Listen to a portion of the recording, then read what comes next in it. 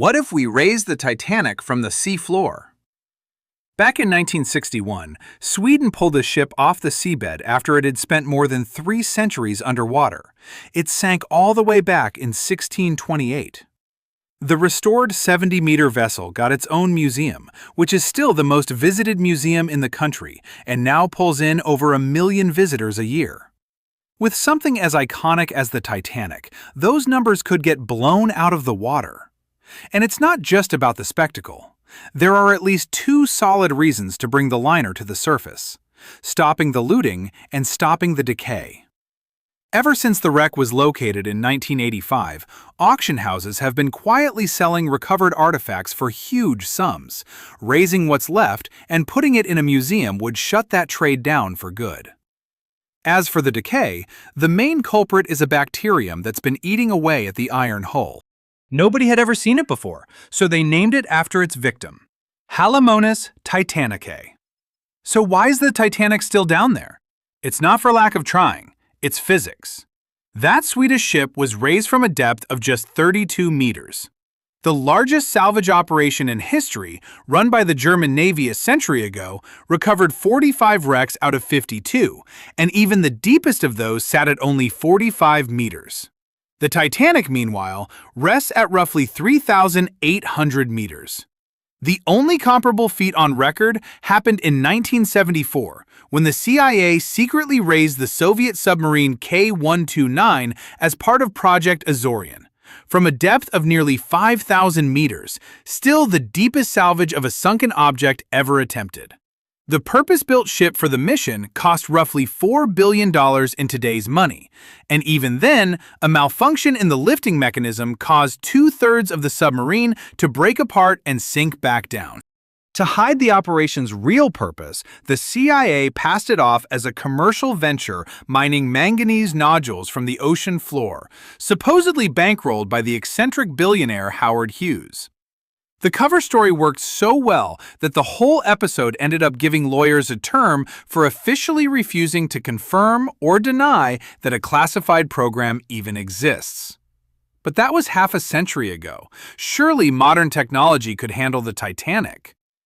After James Cameron's movie came out in 1997, the debate flared up all over again. Though the idea wasn't new, back in 1980, before the wreck's exact location had even been found, a movie called Raise the Titanic ran with the fantasy on the big screen and flopped hard, losing $33 million. Cameron's film, for comparison, pulled in $2 billion, landing in the top 3 highest-grossing movies of all time, though that did absolutely nothing to bring the actual ship any closer to the surface. Over the years, people have pitched dozens of ways to drag the ship up, and each idea has gotten wilder than the last. One of the earliest called for pumping 180,000 tons of petroleum jelly into polyester bags and packing them inside the hull. In cold water, the jelly would harden and float the ship upward, assuming the bags didn't burst under pressure first. A similar plan swapped in hot wax instead. Another followed the logic of, if you can't beat it, join it. Since an iceberg sank the ship, why not let one raise it? That proposal involved wrapping the hull in metal netting and pumping liquid nitrogen around it, freezing it into a giant block of ice that, being lighter than water, would carry the ship to the surface. Minor detail, that would take 500,000 tons of nitrogen, plus somehow prying the ship loose from the seabed first so it could slide through the netting. But the most eccentric pitch of all was filling the cargo holds with ping-pong balls and letting their buoyancy do the lifting.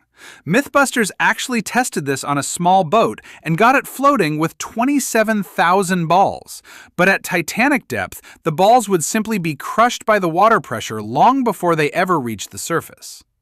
There was also a proposal to attach a giant magnet to the wreck by cable, though that would only lift the metal parts, leaving the rest behind. So what about raising it piece by piece? In 1996, a company that had already recovered more than 4,000 artifacts by that point tried to pull up a 20-ton fragment that had broken off the hull, measuring roughly 4.5 by 7.5 meters. They turned the recovery into a spectacle. Around 1,700 spectators, including 3 actual Titanic survivors, paid between $1,800 and $6,000 each to watch the operation from the decks of 2 cruise ships. The lift was going smoothly until, 60 meters from the surface, the cables holding the flotation devices snapped and the fragment sank straight back down to 3,800 meters. Despite that public failure, the team came back in 1998 and finished the job. That piece of hull, nicknamed the Big Piece, is now on display at the Luxor Hotel and Casino in Las Vegas, alongside 250 other recovered artifacts. So what's happening to the rest of the ship? According to experts, more than a century underwater has done far more damage than most people realize. The acidity of the salt water is literally dissolving the metal, microorganisms are eating away at it with rust, and a hungry Halomonas titanici is finishing off whatever iron is left. Things aren't any better inside. Decks are collapsing, corridors once accessible to mini-submarines are now blocked with debris, and cabins are slowly crumbling under their own weight. Some experts are bold enough to put a rough date on it. By roughly 2030, there may be almost nothing left of the ship at all. What to do about it is up for debate. Some argue everything that can still be saved should be saved before it's too late. Others insist the Titanic is a mass grave for 1,500 victims and shouldn't be disturbed. Oceanographers who've made hundreds of dives to the site, though, have never once found human remains. The salt water and the creatures living on the seabed erased every trace. Robert Ballard, the oceanographer who actually discovered the wreck back in 1985, has spent years publicly arguing for the second position: leave the ship alone and treat it as a memorial to the dead. Since 2012, exactly a century after the sinking, the Titanic has also been under UNESCO protection as a site in international waters. Until recently, you could actually go see the wreck in person. A company called OceanGate offered dives to the site in a private submersible. In 2022, a seat cost $250,000, twice what it cost the year before. And even at that, only around 200 people had ever made the trip. In 2023, one of those submersibles, the Titan, went missing on a dive to the wreck and, as investigators later confirmed, imploded under the pressure, killing all 5 people on board. Since the tragedy, commercial dives to the Titanic have essentially stopped, and the question of whether anyone should even go back down there hits very differently than it did just a couple of years ago. So the odds of the Titanic ever being raised in one piece keep shrinking right along with the ship itself. Which brings me to you. Should everything that can still be saved get pulled up, or should the ship be left in peace? And of course, the real question everyone actually wants answered: could Leonardo DiCaprio have actually fit on that door? Drop your answer in the comments and subscribe so you don't miss the next one.